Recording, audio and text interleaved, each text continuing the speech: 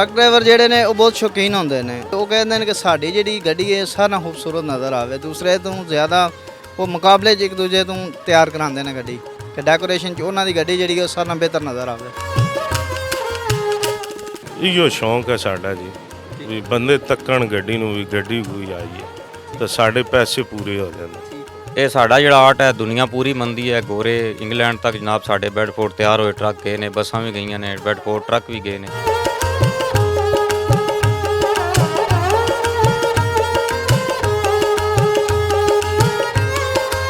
पूरी दुनिया में पाकिस्तान के ट्रक आर्ट वर्क को बड़ी ही कदर की निगाह से देखा जाता है। पाकिस्तानी ट्रक आर्ट जो है इसके ऊपर जो डिज़ाइन बनते हैं ये पूरी दुनिया में अपनी मिसाल आप हैं। एक ट्रक को डेकोरेट करने में कितना टाइम लगता है, इसके पीछे कितने लोगों की मेहनत होती है, ये आपको आज की वीडियो में दिखाते हैं।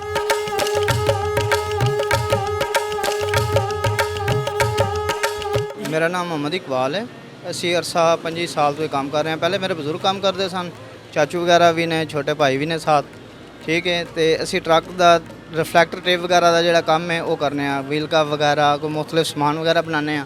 ਉਹਦੇ 'ਚ ਹੈ ਕਿ ਸਾਡੇ ਤਿਤਲੀ ਵਗੈਰਾ ਵੀਲ ਕਪ ਵਗੈਰਾ ਜਿਹੜੇ ਨੇ ਇਹ ਅਸੀਂ ਟੇਪ ਦੀ ਕਟਿੰਗ ਕਰਕੇ, ਪਹਿਲੇ ਚਾਦਰ ਦੀ ਕਟਿੰਗ ਹੁੰਦੀ ਹੈ, ਫਿਰ ਕੋਈ ਸਮਾਨ ਬਣਿਆ ਹੁੰਦਾ ਉਹਦੇ ਉੱਤੇ ਅਸੀਂ ਟੇਪਿੰਗ ਵਗੈਰਾ ਦਾ ਜਿਹੜਾ ਉਹ ਕੰਮ ਕਰਨੇ ਆ। ਬੇਸਿਕਲੀ ਇਹ ਦੋ ਤਰ੍ਹਾਂ ਦਾ ਕੰਮ ਹੁੰਦਾ ਹੈ, ਪੇਂਟ ਦਾ ਕੰਮ ਹੁੰਦਾ, ਰਿਫਲੈਕਟਰ ਟੇਪ ਦਾ ਕੰਮ ਹੁੰਦਾ। ਅਸੀਂ ਜਿਹੜਾ ਉਹ ਸਾਰਾ ਰਿਫਲੈਕਟਰ ਟੇਪ ਦਾ ਜਿਹੜਾ ਕੰਮ ਹੈ ਇਹ ਕਰਨੇ ਆ।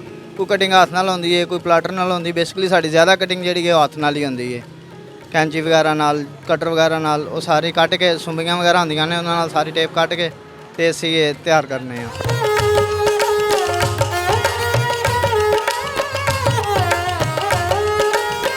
ਇੱਕ ਟਰੱਕ ਤਿਆਰ ਹੋਣ 'ਚ ਬਹੁਤ ਜ਼ਿਆਦਾ ਮਿਹਨਤ ਹੁੰਦੀ ਹੈ, ਕਾਫੀ ਟਾਈਮ ਤਕਰੀਬਨ 1 ਮਾਹ 2 ਮਾਹ ਵੀ ਲੱਗ ਜਾਂਦੇ ਨੇ, ਕਿਉਂਕਿ ਇਹਦੇ 'ਚ ਕੰਮ ਜਿਹੜਾ ਬਹੁਤ ਬਾਰੀਕੀ ਦਾ ਵੀ ਹੁੰਦਾ, ਪੇਂਟ ਦਾ ਵੀ ਕੰਮ ਹੁੰਦਾ, ਰਿਫਲੈਕਟਰ ਟੇਪ ਦਾ ਵੀ ਹੁੰਦਾ। ਪੇਂਟ ਜਿਹੜਾ ਦਿਨ ਨੂੰ ਖੂਬਸੂਰਤ ਲੱਗਦਾ, ਜਿਹੜੇ ਰਿਫਲੈਕਟਰ ਟੇਪ ਵਗੈਰਾ ਹੁੰਦੀ ਹੈ ਰਾਤ ਨੂੰ ਜਿਸ ਟਾਈਮ ਲਾਈਟ ਪੈਂਦੀ ਹੈ ਨਾ, ਤਕਰੀਬਨ 1 ਕਿਲੋਮੀਟਰ ਦੂਰ ਲਾਈਟ ਪਵੇ ਤੇ ਰਿਫਲੈਕਟ ਕਰਦੀ ਹੈ, ਉਹਦੀ ਵਜ੍ਹਾ ਤੋਂ ਉਹਦੀ ਉਹ ਖੂਬਸੂਰਤੀ ਜਿਹੜੀ ਉਹ ਨਜ਼ਰ ਆਉਂਦੀ ਹੈ।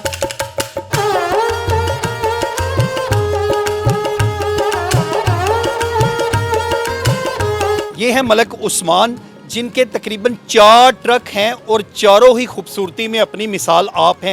इनसे बात करेंगे कि ट्रक तो वैसे भी चलते हैं, डेकोरेशन इतना खूबसूरत इन पर जो हुई है उससे करवाने का मकसद क्या है? अस्सलाम वालेकुम जी। ਵਾਲੇਕੁਮ ਸਲਾਮ। उस्मान भाई थोड़ा दसो की वजह है, ਤੁਹਾਡਾ ਸ਼ੌਕ ਹੈ ਜਾਂ ਕੀ ਹੈ? ਬਸ ਜੀ ਸਾਡਾ ਸ਼ੌਕ ਹੈ ठीक है। ਤੇ ਸ਼ੌਕ ਮਾਰਿਓ ਇੱਕ ਸਾਰੇ ਕੰਮ ਸ਼ਮ ਕਰਾਏ ਨਸਾਂ ਤੇ ਗੱਡੀਆਂ 4 ਸਾਡੇ ਕੋਲ ਹੋਰ ਵੀ ਹਨ, ਵੱਧੋ ਤੋਂ ਵੱਧ ਅਸੀਂ ਤਿਆਰ ਕਰਾਈਆਂ ਤੇ ਸਾਡਾ ਇਹੋ ਦਿਲ ਕਰਨਾ ਵੀ ਰਾਤੀ ਵੀ ਇਹਨਾਂ ਨੂੰ ਬੰਦੇ ਤੱਕਣ ਤੇ ਦਿਹਾੜੀ ਵੀ ਤੱਕਣ, ठीक है।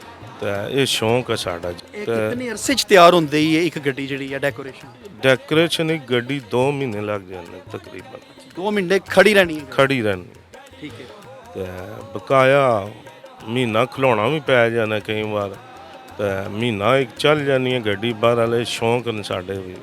ਤੇ ਲੋਕ ਇਸ ਵਕਤ ਰੁਕ ਰੁਕ ਕੇ ਦੇਖਦੇ ਨੇ ਤੇ ਕੀ ਮਹਿਸੂਸ ਹੁੰਦਾ ਜੀ? ਬਸ ਉਹ ਖੁਸ਼ੀ ਹੋਣੀ ਹੈ ਸਾਨੂੰ ਇਸੇ ਗੱਲ ਦੀ ਵੀ ਪੈਸੇ ਪੂਰੇ ਹੋ ਜਾਂਦੇ। ਕਿੰਨੀ ਕੇ ਪੈਸੇ ਲੱਗੇ ਨੇ ਹੈ ਤਕਰੀਬਨ ਇਹ ਟਰੱਕ ਕਾਰਡ ਐਸ ਤੇ ਜਿਹੜਾ? ਇਹ ਗੱਡੀ ਤਕਰੀਬਨ ਕੁਛ 27-28 ਲੱਖ ਰੁਪਈਆ ਲੱਗਾ ਡੈਕੋਰੇਸ਼ਨ ਦਾ, ਸਿਰਫ ਡੈਕੋਰੇਸ਼ਨ ਤੇ ਜੀ, ਗੱਡੀ ਤਿਆਰ ਕਰਾਉਣ ਦਾ।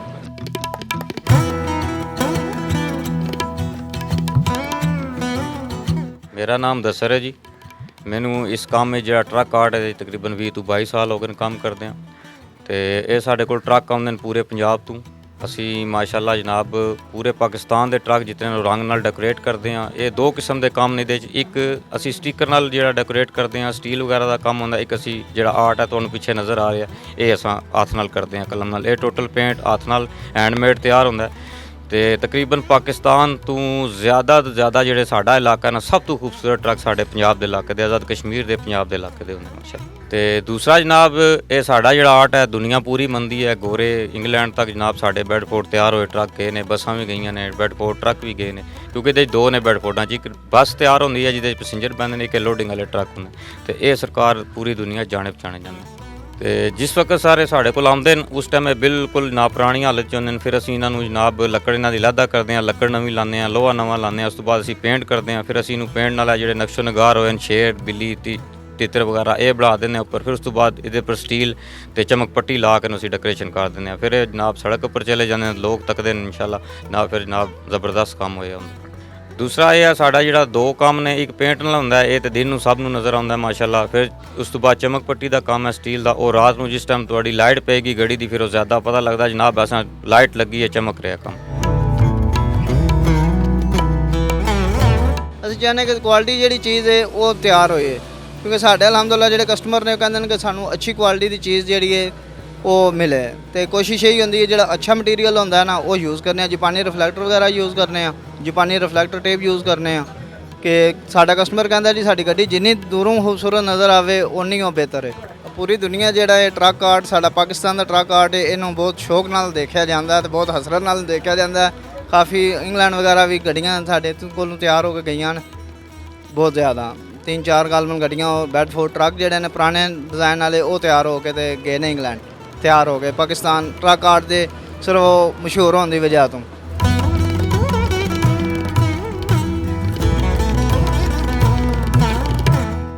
ਸ਼ਹਜ਼ਾਦ ਅਹਿਮਦ ਨਾਮ ਮੇਰਾ ਜੀ।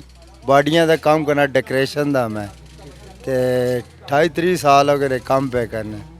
ਗੱਡੀਆਂ ਚਮਕ ਪੱਟੀ ਦਾ, ਬਾਡੀ ਦਾ, ਡੈਕੋਰੇਸ਼ਨ ਦਾ, ਇਹ ਸਾਰਾ ਕੰਮ ਕਰੇ। ਗੱਡੀ ਤਿਆਰ ਹੋ ਕੇ ਜਾਣੀ ਮਾਸ਼ਾਅੱਲਾ ਜ਼ਬਰਦਸਤ ਡੈਕੋਰੇਸ਼ਨ ਕਰਕੇ। ਤੇ ਇਹ ਕੋਈ ਸਾਂਚੇ ਤੁਹਾਡੇ ਕੋਲ ਹੁੰਦੇ ਨੇ ਜਾਂ ਵੈਸੇ ਆਪਣੇ ਦਿਮਾਗ ਨਾਲ ਹੀ? ਨਾ ਵੈਸੇ ਆਪਣੇ ਦਿਮਾਗ ਨਾਲ ਹੀ ਕੰਮ ਕਰਨੇ ਅੱਲਾ ਨਾਲ, ਸਾਂਚੇ ਤੋਂ ਬਗੈਰ ਹੀ ਕੰਮ ਕਰ।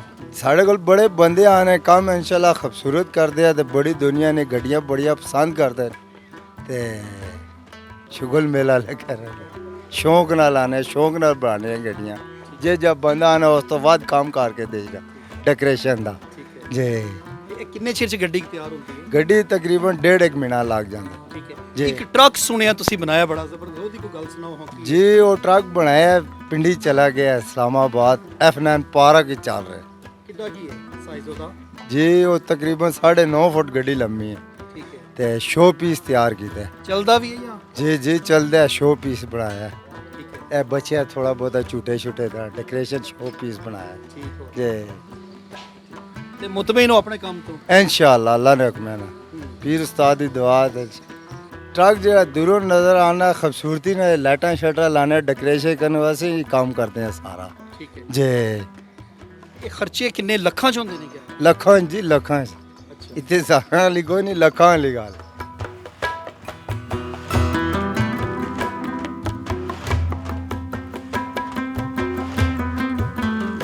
नाज़रीन, ये थे शहजाद साहब और इन जैसे बेशुमार पाकिस्तान में कारीगर हैं कि जिनके हाथ का हुनर जो है उसको ना सिर्फ पाकिस्तान बल्कि पूरी दुनिया में देखा और सराहा जाता है। इनके हाथ के डेकोरेट हुए हुए ट्रक जब जाते हैं तो पाकिस्तान में भी और बैरून मुल्क में भी लोग जो हैं उनको बड़ी ही बेहतरीन निगाह से देखते हैं और फ़ख्र हैं ये पाकिस्तान का पॉजिटिव फेस हैं। ये थी आज की स्टोरी। अब तक के लिए इतना ही। अपने मेज़बान इरफान अदरीस को दीजिए इजाज़त। देखते रहिए न्यूज़ अलर्ट गुजरात।